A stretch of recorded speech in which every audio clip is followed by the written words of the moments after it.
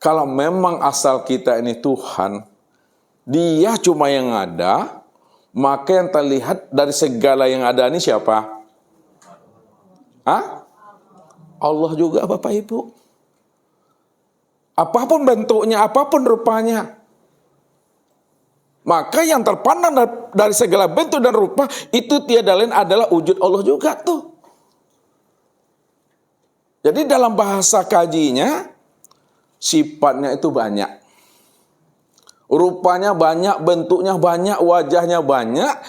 Namun walaupun bentuk, rupa, dan wajahnya banyak, hakikat daripada rupa, bentuk, dan wajah itu dirinya cuma satu. Allah juga tuh. Disitulah dikatakan biji inilah sebagai zat. Batang dan dahan itulah sebagai sifat. Itu maksudnya itu.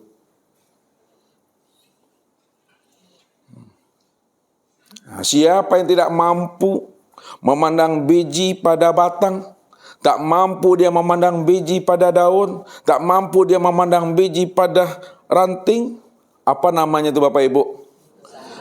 Yang butuh sange itu dah. Ya. Jadi kita mesti mampu memandang biji pada batang, pada daun, pada buah, pada ranting dan dahan itu. Inilah yang dikatakan mengambil buah di dalam biji, menebang batang di dalam biji. Memahaminya. Inilah yang tersirat. Jadi kita wajib pandai membaca yang tersurat, pandai pula mengkaji yang tersirat. Pandangan zohir nampak alam.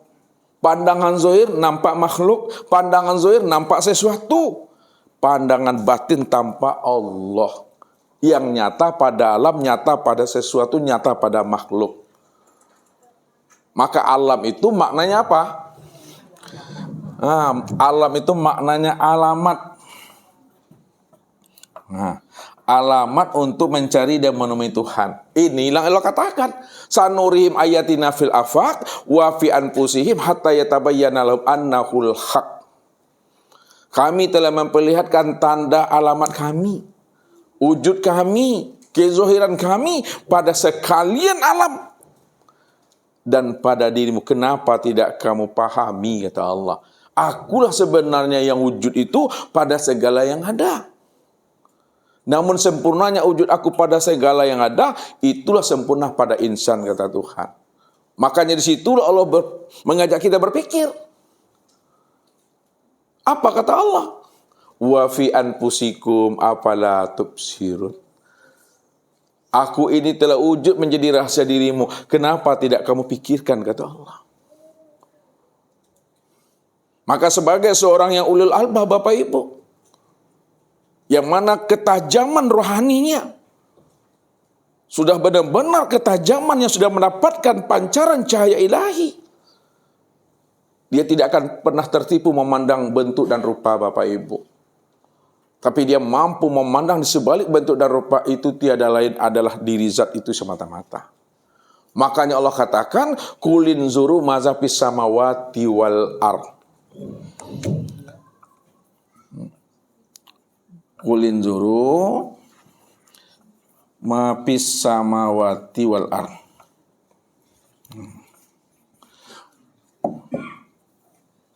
Lihatlah olehmu, perhatikan olehmu apa yang tersembunyi pada langit dan apa yang tersembunyi pada bumi. Jadi Allah tidak menyuruh kita lihat olehmu keindahan langit, lihat olehmu keindahan bumi. Tidak pernah Allah lihat. Tak pernah Allah suruh itu. Tapi yang disuruh Allah, perhatikan, lihat olehmu di sebalik langit dan bumi itu, yaitu Allah maksudnya. Karena alam, langit dan bumi, itu yang katakan rupa Allah itu. Langit dan bumi itu yang disebut namanya wujudullah itu. Langit dan bumi itu yang disebut namanya ainullah. Namun melihat kesempurnaan langit dan bumi sebagai bentuk wujudnya Allah, lihatlah kepada insan. Insan inilah kesempurnaan memandang langit dan bumi itu. Kalaulah insan ini kesempurnaan memandang langit dan bumi, mana yang dikatakan bumi pada insan, mana pula yang dikatakan langit pada insan, Bapak Ibu.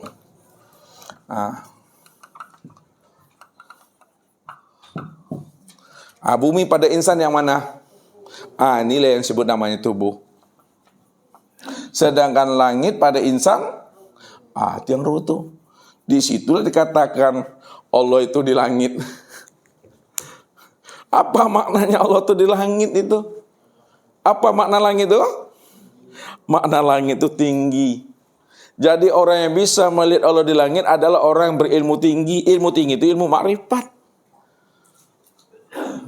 Kalaulah langit itu 7 lapis, kalau memang langit pada diri adalah ruh, mana yang dimaksud langit yang 7 lapis pada ruh itu? Langit yang 7 lapis pada diri Bapak Ibu itu, inilah yang dikatakan namanya, lihat nih, sifat sama, basar, kalam, ilmu, koda, irodat, dan hayat. Ini dia. Inilah yang 7 lapis langit pada diri. 7 lapis langit yang sudah nyata pada ruh itu maksudnya.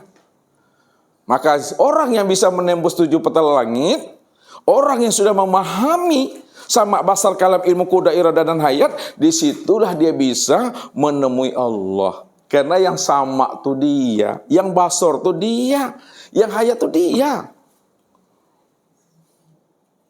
Disitulah dikatakan sama basar, kalam, ilmu, koda, iradah, dan hayat sebagai langit itu, itulah yang dikatakan namanya dengan ruh. Itu dia.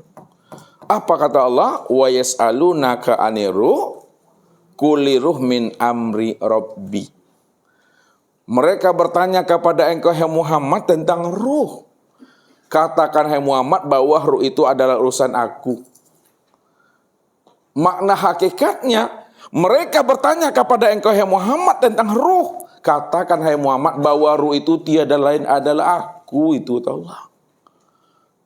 Kenapa dikatakan di situ ruh itu tiada lain adalah aku? Karena ruh inilah tajalli sifat Allah yang 7 itu. Ruh ini tajalli untuk memandang, melihat sifat Allah ini. Sedangkan sama basar, kalam, ilmu, koda, iradat itu serta hayat, ini tiada lain adalah sifatku. Kalau ini tiada lain adalah sifatku, sifatku itu tiada lain juga adalah diriku. Wasifati la ghairi. Ini dia. Wasifati la ghairi. Sifatku itu tiada lain adalah diriku. Jadi semuanya memandang kepada diri. Semuanya melihat kepada diri.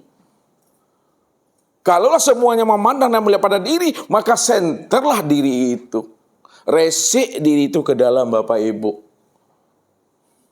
Ini yang disampaikan oleh orang-orang tua kita. Baca alam pada diri. Baca diri di dalam diri. Di dalam diri ada diri. Di dalam diri ada rahasia diri. Di dalam rahasia diri itulah aku wujud dengan sendirinya, kata Allah. Kalau Allah yang wujud dengan sendirinya pada diri, maka sudah bertemulah Bapak Ibu tuh. Jadi menemui Allah itu bukan kemana-mana Bapak Ibu. Menemui Allah itu kemana? Pada diri sendiri ini ya. Rupanya yang kita cari selama ini adalah diri kita sendiri. Yang kita cari selama ini adalah diri kita sendiri. Namun diri kita sendiri itu tiada lain adalah diri siapa? Allah itulah yang katakan seakmal diri. Allah itu yang disebut namanya sejati diri. Allah itulah yang dikatakan diri yang sejati. Allah itu yang disebut diri yang sebenar-benar diri. Jadi diri yang sejati, sejati diri, seakmal diri, sebenar-benar diri, itu adalah Allah. Allahnya itu sudah sempurna pada insan ini. Itu maksudnya insan inilah nama rahasia diri Allah yang ke-100 tuh. Sekarang insan ini bernama si A, si B. Maka si A dan si B ini nama rahasia Allah ya yang sempurna pada insan. Nah, kalau insan adalah yang ke-100, kalau nama rahasia Allah yang nyata pada insan itu nama ke-101-nya tuh. Jamal namanya salah satu. Jamal itu nama rahasia Allah yang nyata pada insan itu dia. Nggak ada lagi di Bapak Ibu tuh. Udah khatam namanya kaji itu dah. Kalau udah sampai ajalnya mati aja lah lagi itu. Kalau sampai aja mati lah lagi itu.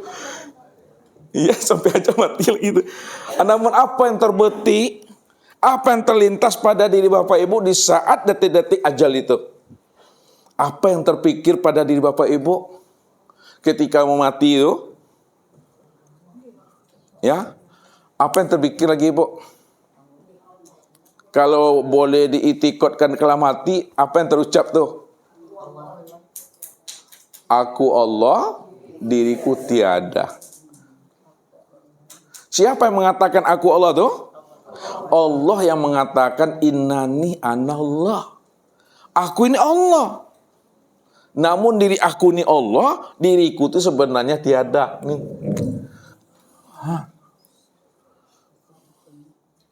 Aku ini Allah, diriku tiada.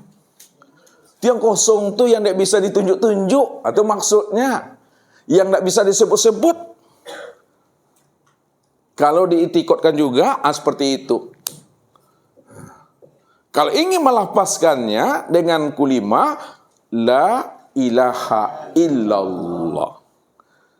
Tidak ada yang wujud melainkan Allah diriku. Kalau diartikan secara makna, tidak ada yang wujud melainkan Allah diriku. Akunya itu bukan akunya Bapak Ibu, tapi akunya Allah. Allah itulah aku yang sejati itu. Ini Allah katakan, la ilaha illahu. Kullu syai'in halikun illa wajahahu. Tidak ada yang wujud yang nyata, melainkan yang wujud yang nyata hanya huwa, hu. Kullu syai'in halik. Tiap-tiap segala sesuatu halik nggak pernah ada. Illa wajahahu. Yang ada hanya dia semata-mata. Itu yang huwa. Mau lihat Bapak Ibu yang huwa tuh. Lihat. Ini memahami. Huwa ini kan tulisannya nih. Huwa. Lihat. Huwa kan. Kita ambil makna hakikatnya. Ya, makna hakikatnya nih. Itu apa tuh? Itu kosong. Yang kosong itu dari siapa? Dari Allah.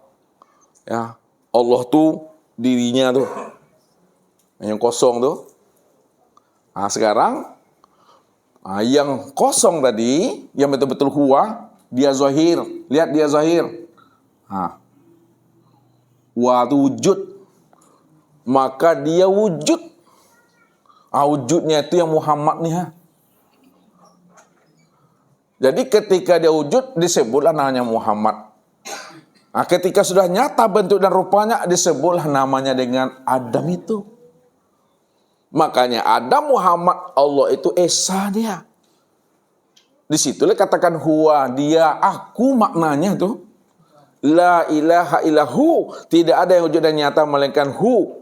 Maknanya tidak ada yang wujud yang nyata melainkan aku kata Allah. Dari kosong dia jadi wujud dia.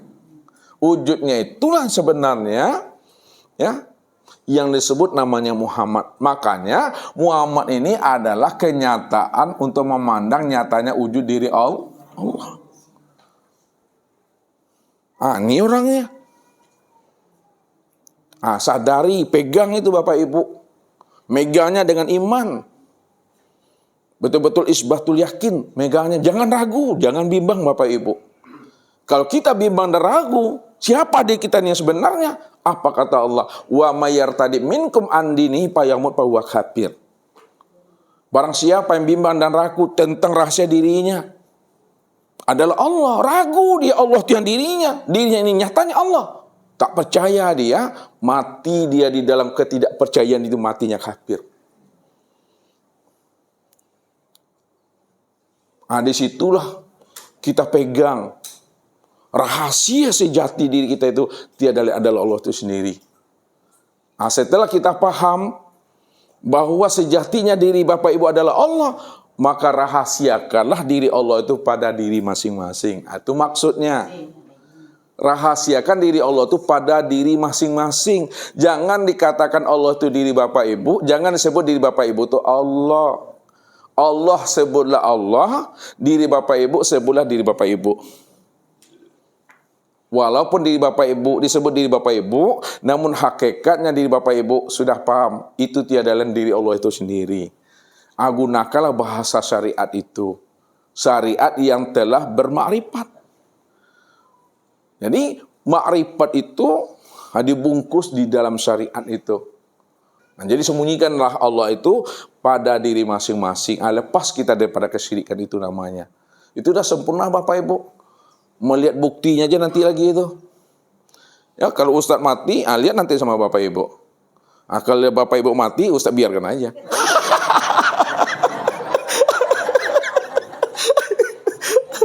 Tetap Ustadz tuntun Bapak Ibu. Tetap Ustadz bimbing itu. Iya.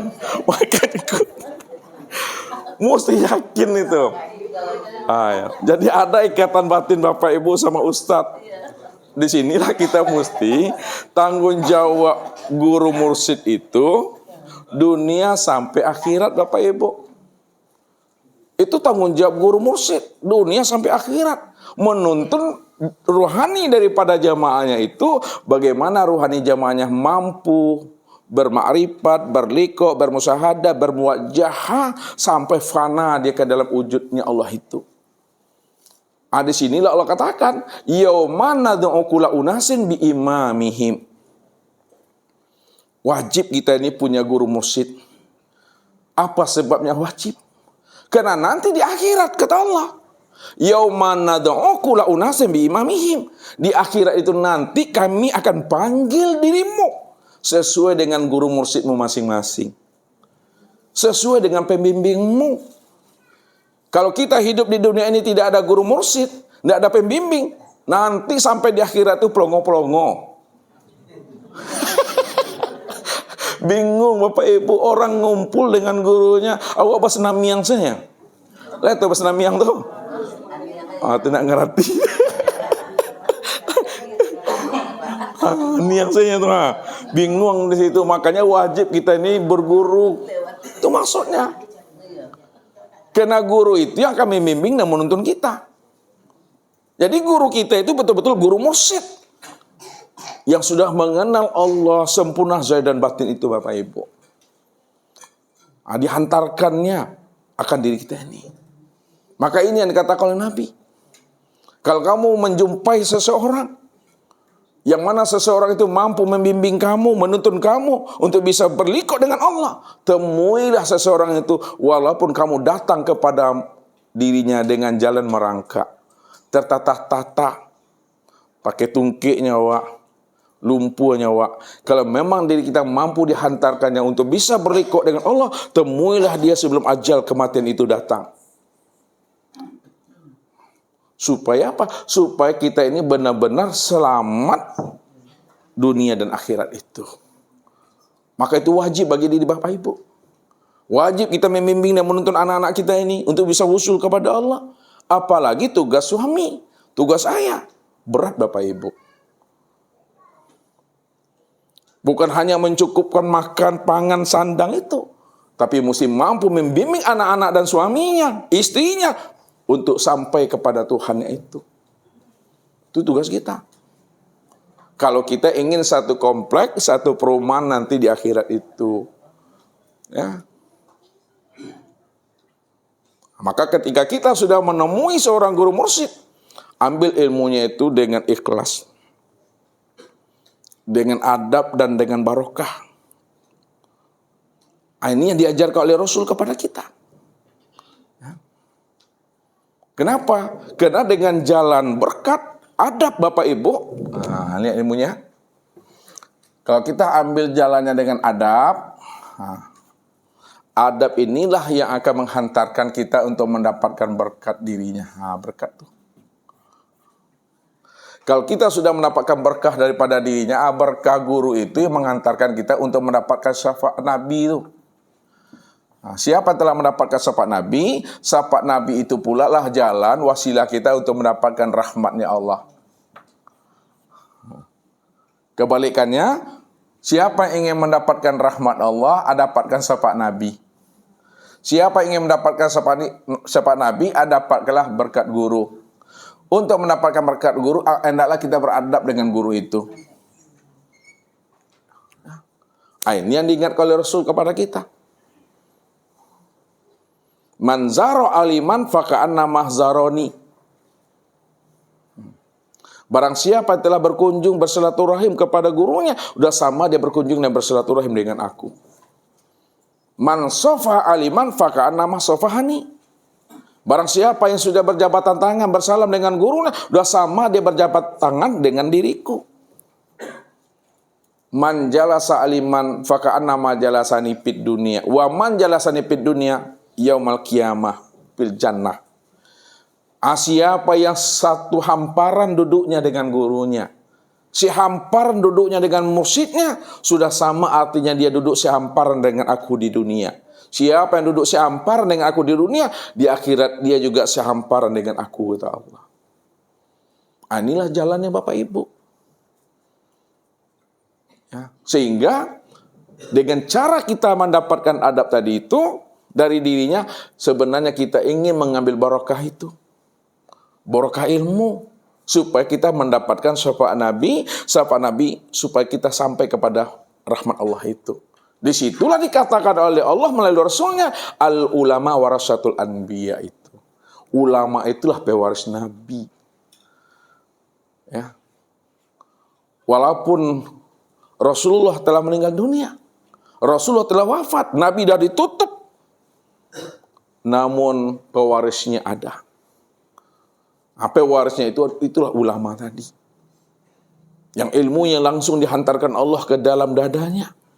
Yang disebut namanya ilmu laduni, ilmu kasab, ilmu sir atau ilmu ma'rifat itu. Yang dihantarkannya kita untuk bisa berjumpa dengan Tuhan itu. Nah, kalau kita sudah mengenal dirinya, saulah ilmunya itu, raih ilmunya. Dihantarkannya kita untuk sampai kepada Tuhan itu. Itu tugasnya guru mursyid itu. Nah, tapi kalau guru mursyid itu tidak mampu membimbing kita untuk sampai kepada Allah, tinggalkan aja lah guru tuh. Tinggalkan. Karena yang kita cari itu yang mampu membimbing kita untuk sampai kepada Tuhan.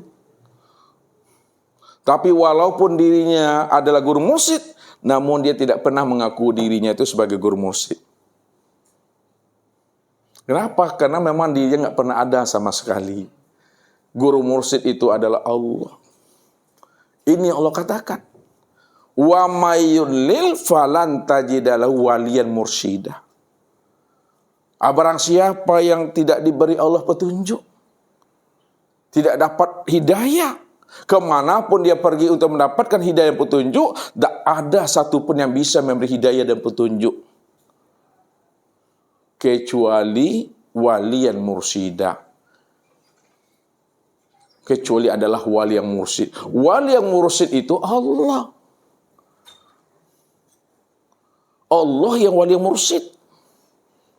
Allah sebagai wali mursyid telah wujud dan nyata pada insan. Telah wujud dan nyata pada insan, Bapak Ibu. Maka insan itu kan makomnya bertingkat.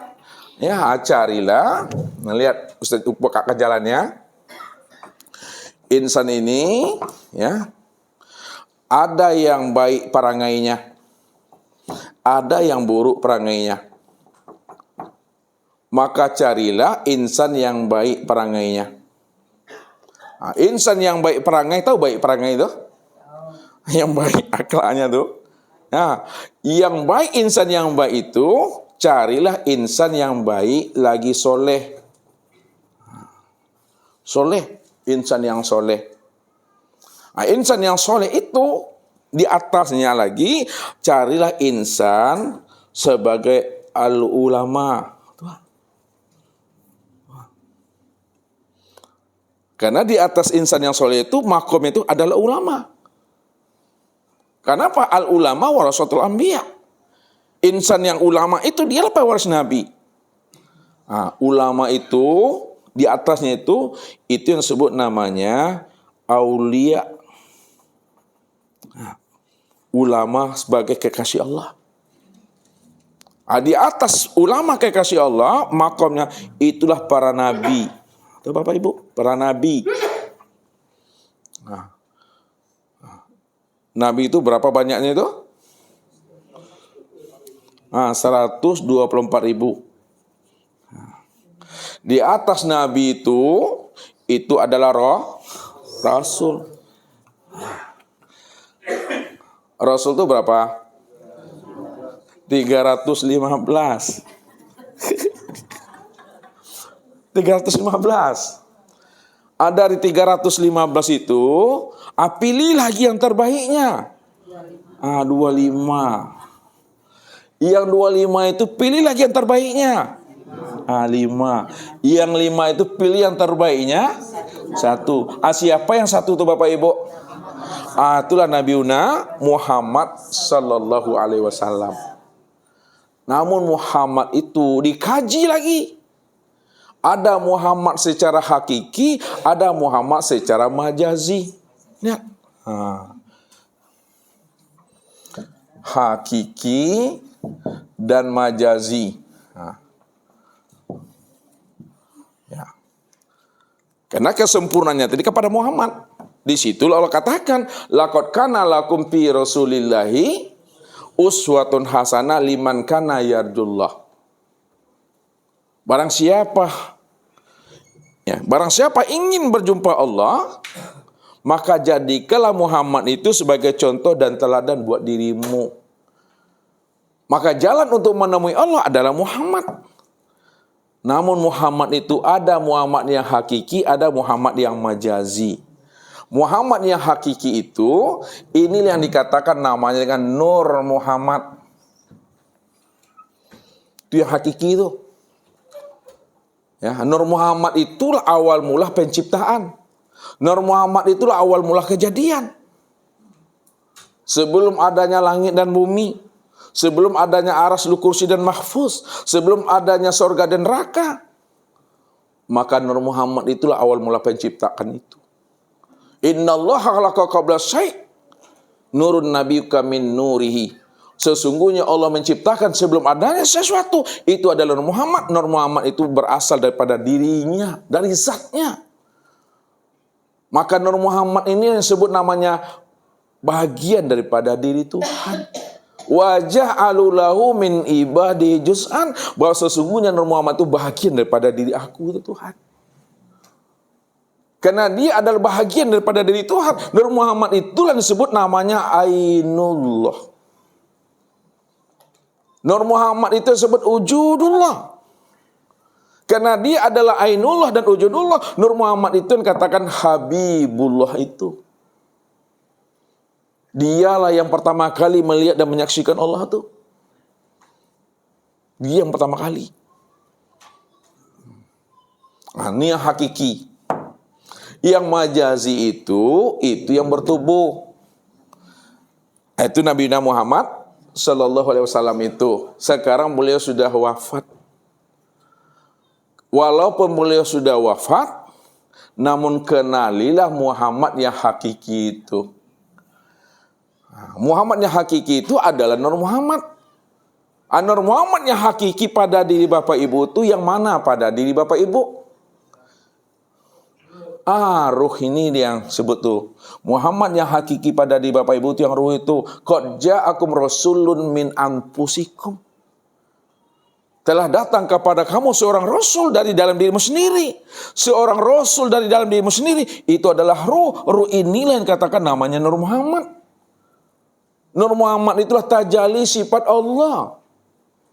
Kenyataan Allah itu. Apa bedanya di Bapak Ibu dengan beliau? Beliau adalah ditunjuk sebagai seorang nabi dan rasul, dapat wahyu, ada mukjizat. Bapak Ibu tidak ditunjuk sebagai nabi dan rasul dan tidak dapat wahyu dan tidak dapat mukjizat. Walaupun Bapak Ibu tidak dapat wahyu, tidak dapat mukjizat, bukan ditunjuk Nabi dan Rasul, namun Bapak Ibu bahagian daripada dirinya jua. Juanya itu kemana baginya? Bahagian daripada diri Nur Muhammad. Contoh, ini gelas Bapak Ibu, gelas kaca. Lalu gelas ini Ustadz lambungkan Bapak Ibu. Tahu dilambungkan? Dilambung dia sampai ke bawah, pecah dia. Ada yang pecahnya 4 meter peginya. Ada yang 3 meter, ada yang 2 meter. Ada yang di sini pecah itu. Walaupun 4 meter, 3 meter, akan tetapi 4, 3, 2 meter itu bahagian daripada diri. Kaca ini juga. Walaupun ada kita ini, ya, yang disebut namanya yang soleh, ulama, aulia dan sebagainya, namun diri kita itu juga bahagian daripada dirinya Nur Muhammad itu, Bapak Ibu. Itu dia maksudnya. Pahamilah Nur Muhammad itu yang hakiki. Maka Nur Muhammad yang hakiki sebagai rahasia Allah, disitulah ia mengatakan, ana abul arwah wa ana abul jasad. Akulah bapaknya sekalian ruh dan akulah bapaknya sekalian jasad. Jadi bapak sekalian jasad, bapak sekalian tubuh, dan bapak sekalian ruh itu adalah Nur Muhammad. Dan Nur Muhammad itu rahasia diri Allah, Bapak Ibu. Lalu pahamilah mana yang dikatakan Adam dan mana yang dikatakan Muhammad. Bapak Ibu, kalau Ustaz bilang Adam, antara ingat Nabi Adam. Kalau disebut Muhammad, ya teringat Nabi Muhammad. Bukan begitu memahami Bapak Ibu. Adam itu dikatakan Adam, segala yang zohir, segala yang wujud, segala yang berbentuk, segala yang nyata, itu Adam namanya. Sedangkan Muhammad itu segala yang batin. Itu yang Muhammad tuh. Maka Adam itu yang zahir, Muhammad itu yang batin.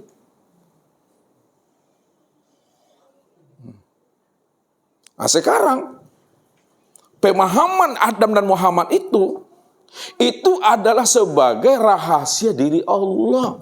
Makanya Nur Muhammad itu rahasia diri Allah. Allah itulah sebenarnya hakikat sekalian alam, hakikat sekalian yang wujud itu. Dialah Bapak sekalian ruh dan dialah Bapak sekalian tubuh itu sebenarnya. Pahami. Sekarang Nur Muhammad sebagai Bapak sekalian ruh dan Bapak sekalian tubuh sudah jadi tubuh kita dan sudah menjadi ruh kita. Bahwa tubuh dan ruh Bapak Ibu itu yang sebut namanya Nur Muhammad itu. Sedangkan Nur Muhammad itu rahasia diri Allah. Kalau Nur Muhammad itu rahasia diri Allah, maka Allah lah itu Bapak Ibu. Maka jangan bertubuhkan Nur Muhammad, bertubuhkan Allah. Apakah tidak boleh Bapak Ibu mengatakan bertubuhkan Muhammad? Boleh. Asal Bapak Ibu paham bahwa Nur Muhammad itu rahasia daripada diri Allah. Tapi tidak boleh Bapak Ibu mengatakan diri Bapak Ibu Nur Muhammad kalau Bapak Ibu tidak paham siapa Nur Muhammad itu yang sebenar-benarnya. Sebab Nur Muhammad duduknya di sifat, Allah duduknya di zat. Jadi maksud Ustaz, boleh kita mengatakan diri kita Nur Muhammad asal kita paham Nur Muhammad itu rahasia diri Tuhan.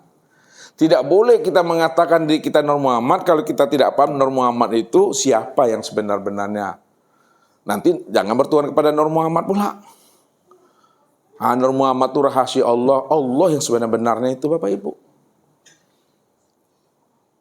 Ada sempurna, ada tubuh dan ruh itu pada di Bapak Ibu yang sebut namanya insan. Jadi memandangnya pada diri. Kalau sudah memandangnya pada diri kesempurnaan Allah Muhammad itu, perlukah Bapak Ibu mengingat-ingat juga di situ? Tidak perlu mengingat-ingat. Kenapa tidak perlu lagi? Karena sudah wujud, sudah nyata, sudah terang pada diri ini. Cukup dipahami dan disadari aja lah. Cukup dirasakan dan diimani. Makanya di waktu sholat itu, Bapak Ibu jangan membayang-bayangkan. Jangan diingat-ingat, makin bayangkan, makin diingat, makin hilang dia. Jangan dicari-cari, makin dicari, makin menjauh dia. Disadari, dipahami, dan dirasakan. Baru Allahu Akbar, udah.